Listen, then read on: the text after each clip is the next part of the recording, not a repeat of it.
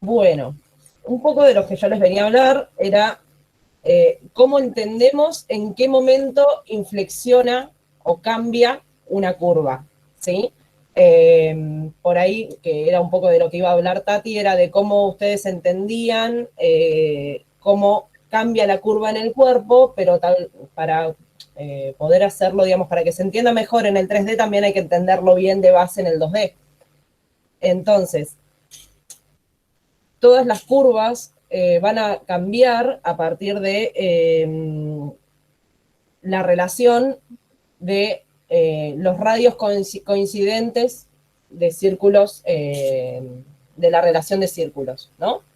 Entonces, a ver, para un pequeño repaso de geometría, el radio es cualquier segmento que nace desde el centro de un círculo hacia un punto en la circunferencia, ¿sí?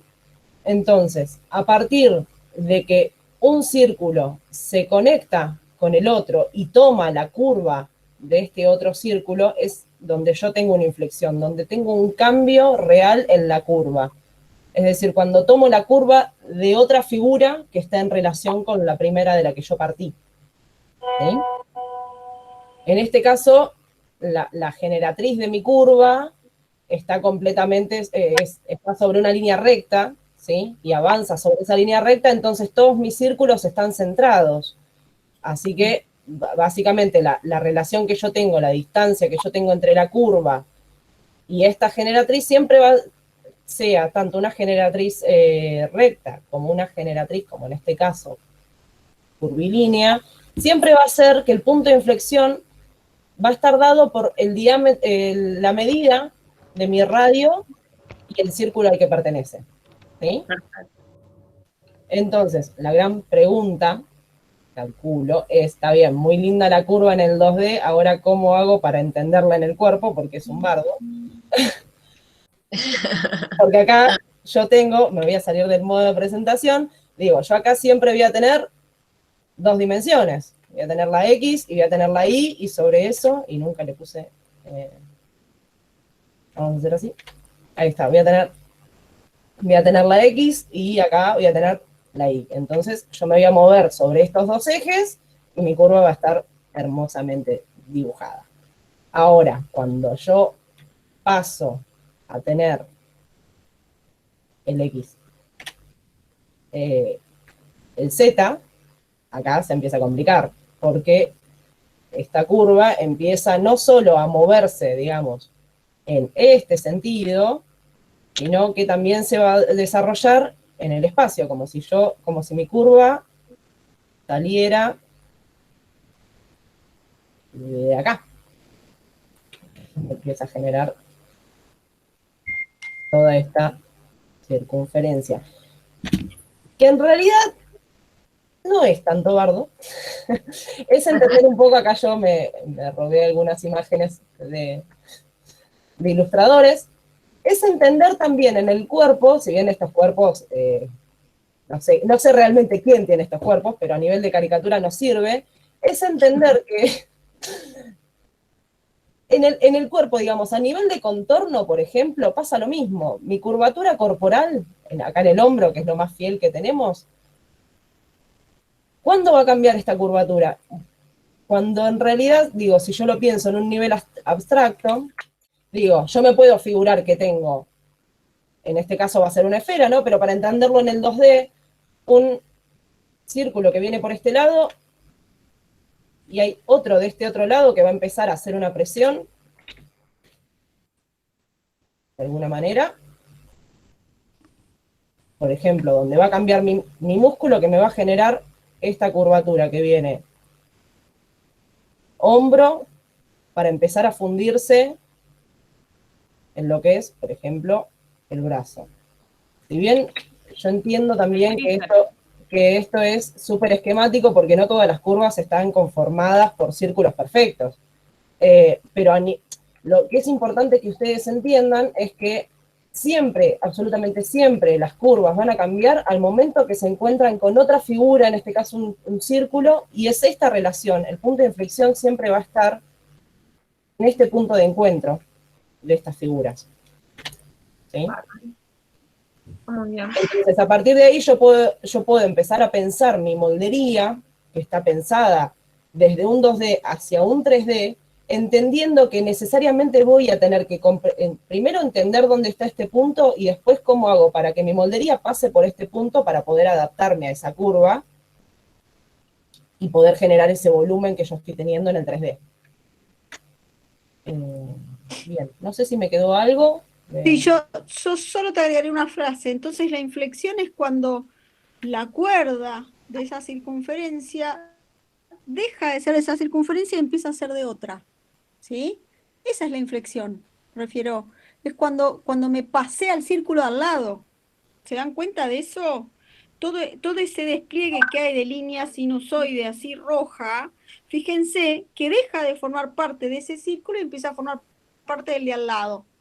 Eso es lo que tienen que entender. Entonces ustedes tienen que encontrar de qué círculo o de qué otra figura, porque puede ser una elipse, está formando parte esa cuerda. ¿Dónde deja de formar parte de esa figura y empieza a ser de la de al lado? Ese es el secreto. Y después llevar eso al 3D es entender que tengo un eje más donde se está desplazando. Vamos, lo tengo que cruzar con un tercer eje. ¿Sí? Eso es para poder asir el tema de las superficies de doble curvatura. ¿Mm? Este ejemplo, en relación a lo que venimos trabajando con la fruta, de hacer el encintado de la fruta y aplicar una grilla, en este caso,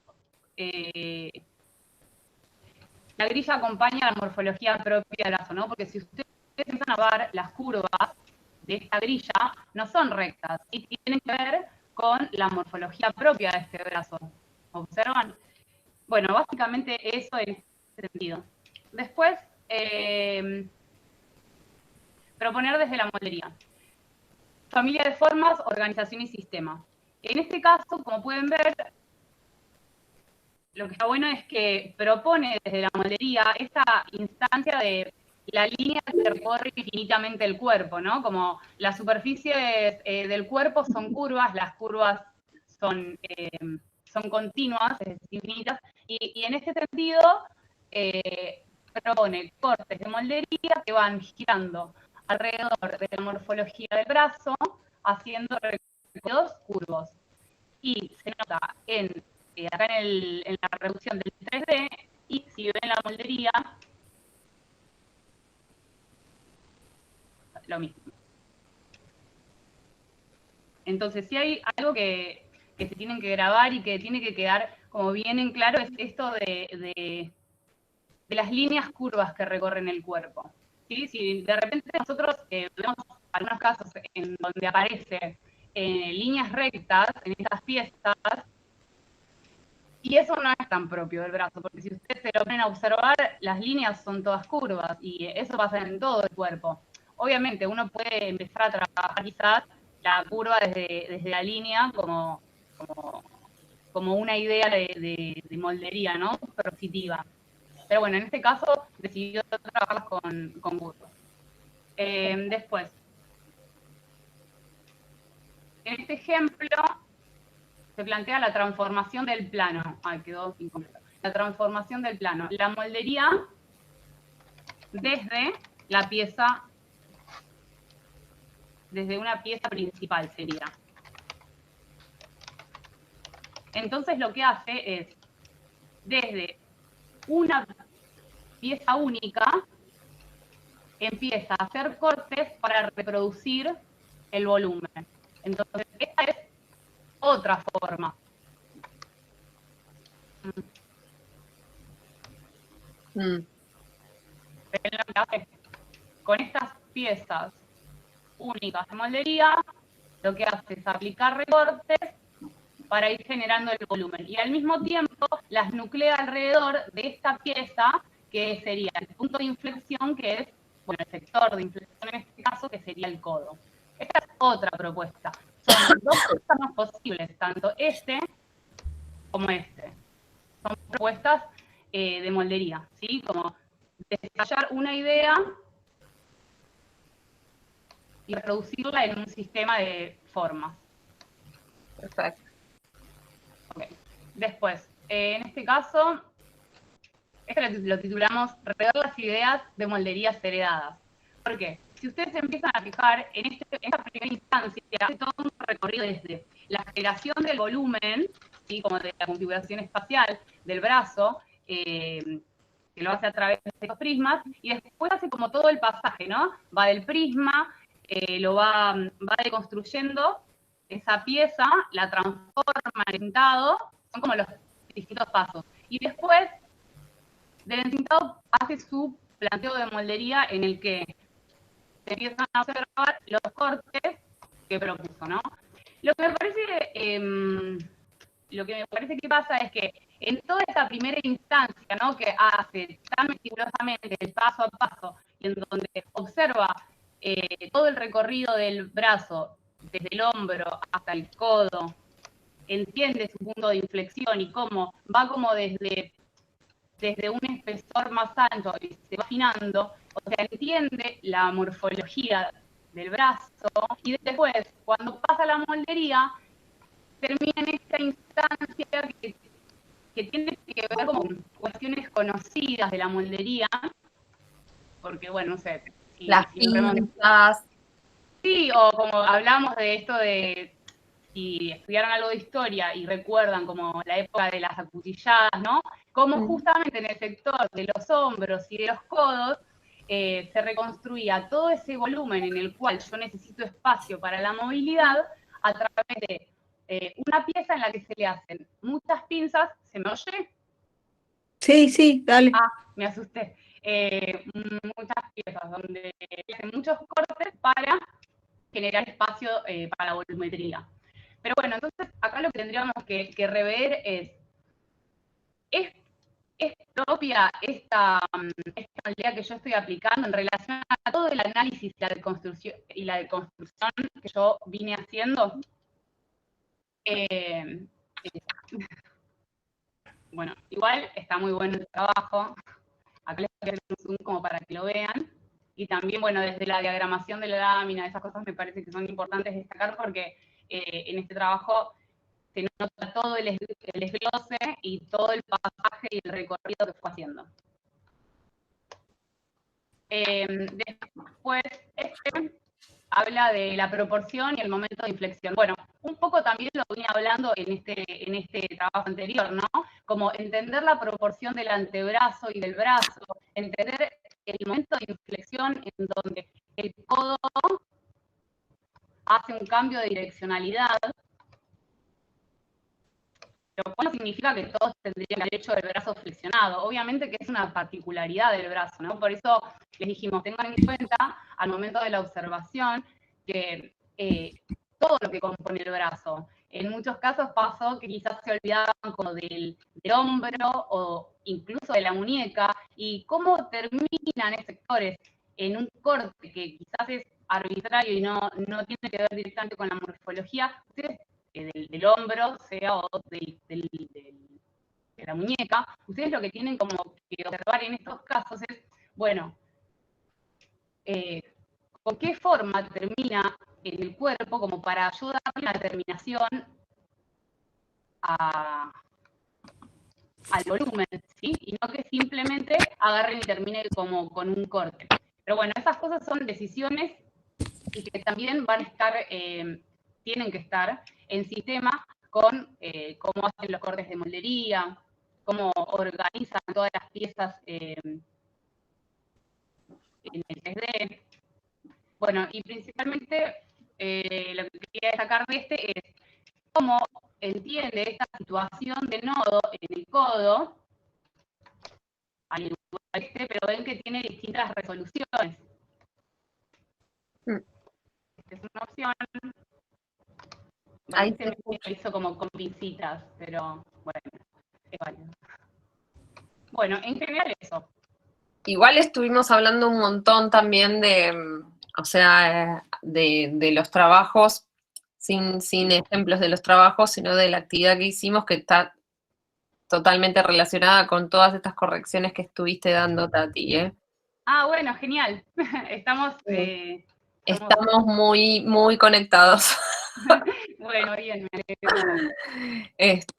Creo que suma mucho en relación a que ellos hicieron el trabajo, después hicimos una actividad donde se corrige mucho de lo que está en el trabajo y de lo que va a venir, y ahora volvemos sobre el trabajo que hicieron y corregimos mucho sobre lo que estaba en la actividad también. Entonces es como que es básicamente todo lo mismo y recurrente, en el sentido de que estamos machacando mucho sobre cómo son esos cortes, con qué sentido se realizan, a qué forma se llega, ¿sí? ¿Cuál es el sentido de realizar esa forma, ¿no? ¿Cómo vuelvo esa forma al plano? ¿En qué se convierte? Si esa forma tiene una idea más orgánica, más fluida, como bien dijo acá Rocío, también cuando estabas hablando. Entonces, digamos que todo esto que estamos haciendo es para entender justamente cómo comunica la moldería que estamos realizando, qué comunica, cuáles son las formas que estamos comunicando y trabajando o que queremos proponer. Entonces creo que en el sentido del trabajo que viene a continuación, que ya tiene que tener una idea por delante para llevar adelante esa moldería, me parece que queda bastante claro entre lo que se hizo la semana pasada, lo que se hizo hoy y lo que se va a hacer, que nosotros queremos que desarrollen una moldería con una forma más clara, más compleja, más real, también en relación al objeto de estudio que es el brazo, el cuerpo, y con un sentido, ¿no? Con una idea por delante. Pauli, yo haría un comentario para cerrar un poquito la corrección y de todo lo que estuvimos viendo, lo que no se les puede escapar es que detrás de las molderías como sistema de formas y como organización, hay referentes. Entonces, si yo uso un tipo de corte que refiere a una armadura del medievo, el referente está ahí. Si yo estoy usando un sistema de curvas como este que tengo en pantalla y me sale la palabra fluidez, es que yo lo estoy referenciando con algo que entiendo como forma fluida. ¿Sí? Entonces, quisimos mostrar algo que sea una moldería que propone con un referente propio, una moldería que propone con un referente que está tomado de algo que está acá, detrás. Sí, con una connotación, hablamos de la connotación cultural. Que hay connotaciones culturales que nos atraviesan, entonces que por ahí, no es que yo estuve estudiando las armaduras, ¿sí? Y de qué época son, sino que eso lo vi en algún lado. Entonces, cuando uso referentes, tengo que ir y tener claro qué referente estoy usando. ¿Sí? No es que no se puede usar, que una cosa está mejor que la otra, pero sí que tengo que estar en el dominio de la forma con los referentes que quiero traer a la mesa de diseño. ¿Se entiende?